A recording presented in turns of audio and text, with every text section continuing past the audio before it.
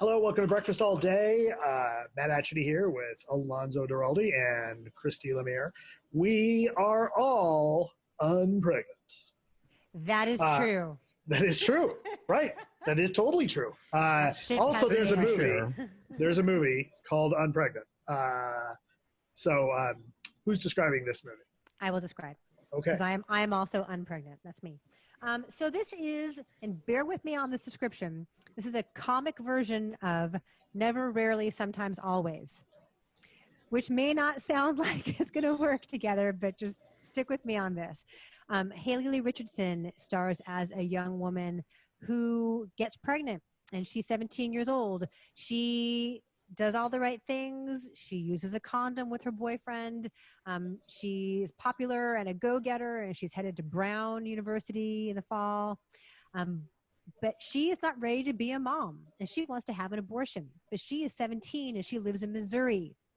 So she cannot have this procedure without parental consent.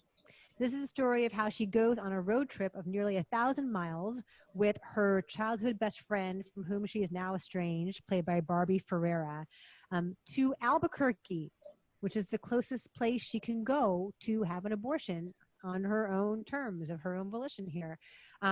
So it is a couple different kinds of movie at once. It is a girl bonding road trip romp, but it's also got something substantive to say about the state of women's reproductive rights in this country.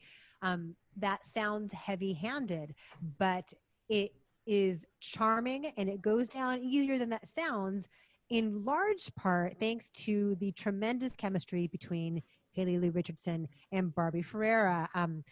The tension between them at first is that they were best friends as kids growing up, and then they reached high school, and it became clear there within that crucible that they were very different people.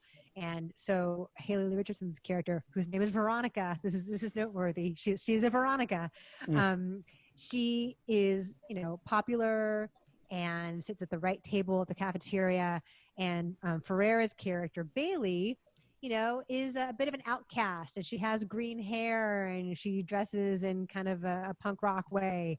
And, Veronica wouldn't dare to be seen with her on campus, but when she needs a favor, that's who she turns to. So it's about how they reconcile that kind of female friendship that sticks with you when you've known somebody your whole life.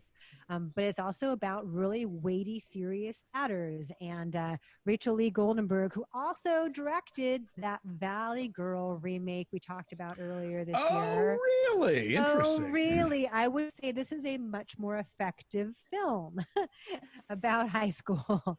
I really liked it a lot. It gets its arms around a lot pretty effectively. I would say the best parts of this movie are better than the best parts of Valley Girl, but I think Valley Girl was maybe more tonally consistent, because this movie, no, you're absolutely right. The friendship stuff is great, and the two actresses have amazing chemistry. Barbie Ferreira was on Euphoria, and quite memorably, and Haley Richardson could just do anything. Yeah. We've seen her in Columbus and Support the Girls and Edge of 17. And so, I think it handles that stuff really well. I think it handles like you said, the sort of issue underpinning this notion of like the reason that they have to go through all this nonsense is because the laws are so archaic about a woman's, ability to control her bodily destiny. If men got pregnant, you could get an abortion at Costco.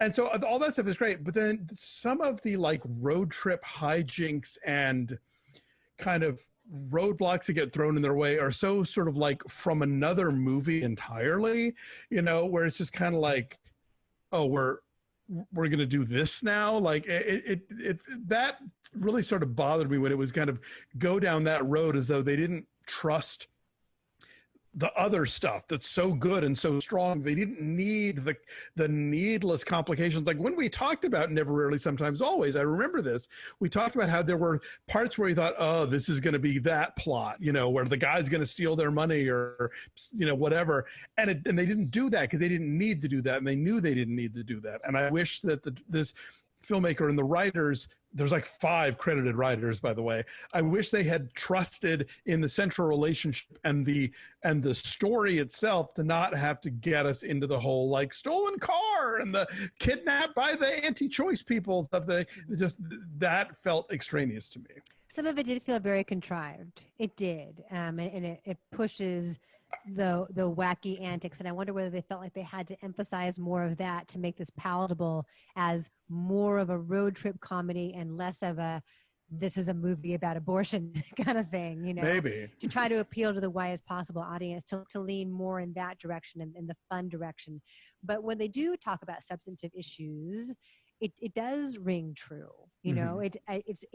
It's matter of fact and not melodramatic. Yeah, and it doesn't bring the movie to a halt or anything. You know, they weave it in well. Episode. Yeah, and like the boyfriend is handled interestingly in that, you know, you expect like the best or the worst, and you get flashes of both along the way, I guess, in a way that's not always necessarily predictable. And you know. Again, I think there's so much this movie does. It's kind of the same problem I have with Broken Hearts Gallery. The best parts of this movie are so good, I want the rest of the movie to live up to them, and they don't always. Alex McNichol plays the boyfriend. He had a recurring on Transparent, and he's quite good, and you know, makes his character believable throughout, and does things you love and things you want to throw something at him. I wish there was more time for Betty Who. As yes, the statuesque badass that they run into along the way. That was an interesting subplot that I wish there was more of an opportunity to explore. Yeah, totally. I will say that. Yeah, like if they'd taken the ride from her and not from the kidnappers, I think, you know, I would have liked this movie a lot more probably. But anyway. there's stuff that's worth seeing, and the 2 center performances are terrific. So for that reason alone, I'd say, you know, it's on HBO Max. If you're already getting it, check it out. Why not?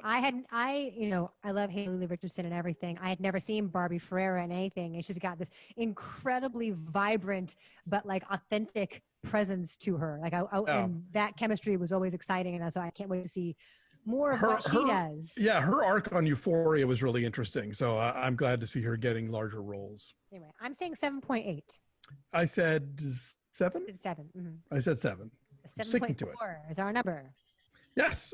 So again, Unpregnant is currently streaming on HBO Max, and I think nowhere else. So take it or leave it. Thanks for watching. Subscribe to our YouTube channel and like this video. Why not? What the heck? You're already here. Follow us at BeFastAllDay on Twitter, Instagram, and Facebook. And check out our Patreon page at patreon.com/BeFastAllDay. Continuing our recaps of HBO's Lovecraft Country and The Vow. And if you are at our $5 tier, you get to vote on which of 5 Dine-A-Rig classics we'll be reviewing this month. Right now, Evil Under the Sun and On Her Majesty's Secret Service are neck and neck. So if you want to speak up for The Hospital or The Great Muppet Caper or Theater of Blood, all of which are great, get in there and make your voice heard. Thanks for watching, you guys. Take care of yourselves and each other. We'll see you next week. Have a great week. Bye.